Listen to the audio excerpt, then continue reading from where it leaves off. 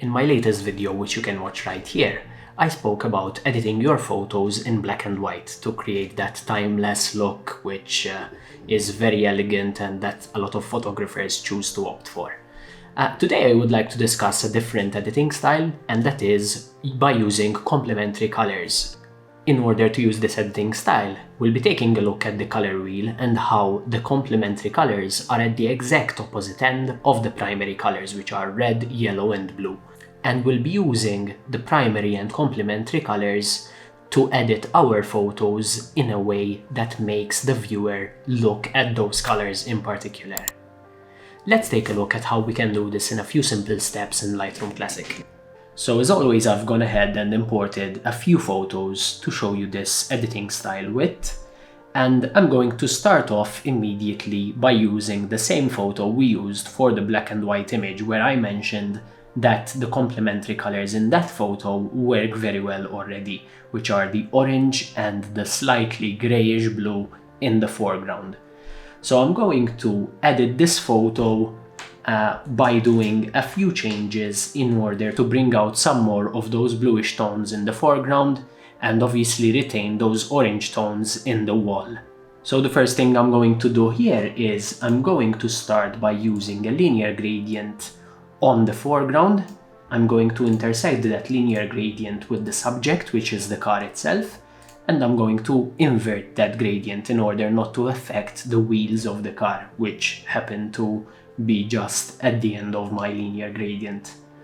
I'm going to dehaze the scene slightly, and then I'm going to darken the exposure and the blacks, and I'm going to reduce the temperature in order to increase the bluish effect in that area. And as you can see, I dehazed the foreground in order to lead your eyes towards the car.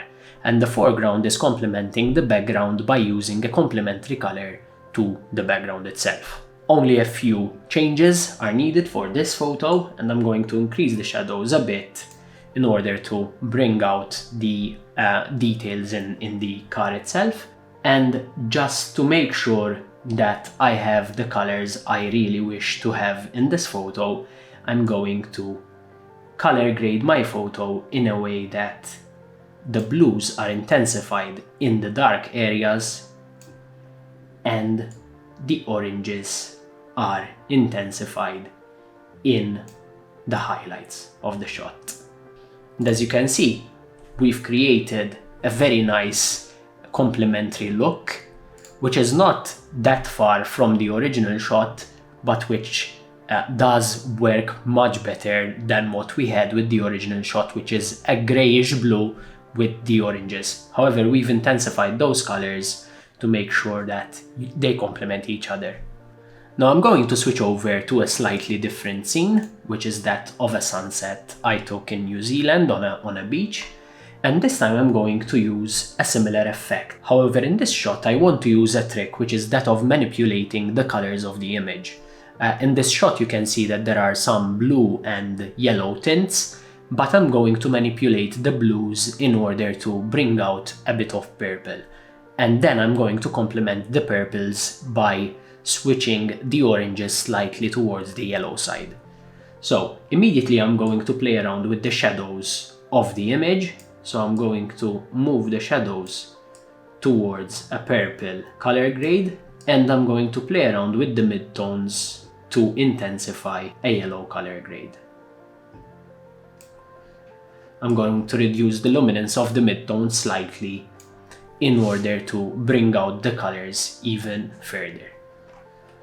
So now that I have the color grading I am looking for, I'm going to reduce the exposure and increase the whites in order to retain the light in the sky. I'm going to reduce the highlights by a bit, and then I'm going to use two linear gradients to make sure that I direct the eyes of the viewer towards the scene itself instead of towards the sea and the sky. So I'm going to use a slight dehaze right here, and then I'm going to darken the scene slightly, change the temperature a bit to intensify the colors I am looking for. I'm going to create another linear gradient at the bottom And I'm going to use a similar method, so dehaze.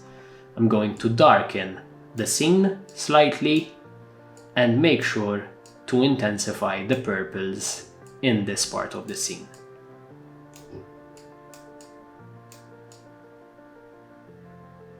Now we can do some further adjustments, which are that of increasing the vibrance slightly, and as you can see now we have nice complementary purples and yellows, and we can further intensify those colors by sliding the saturation sliders forward, as you can see here. We don't want to overdo this edit because it can become very unnatural, and as you can see here, if we compare this edit to what we started with, we can see that there's a major difference between the slightly overexposed scene we started with and the sort of silhouette look of the trees, the mountains, and then the purples and the yellows complementing each other in the sea and the sky itself. I hope you found these tips useful for your editing journey, and make sure to experiment with different techniques in order to find your own style. Experimenting with different techniques makes you understand which style works for you and which style works best for your photography. Please make sure to like and subscribe to watch the next episodes, which will be related to other styles of photo editing, and thank you for watching as always.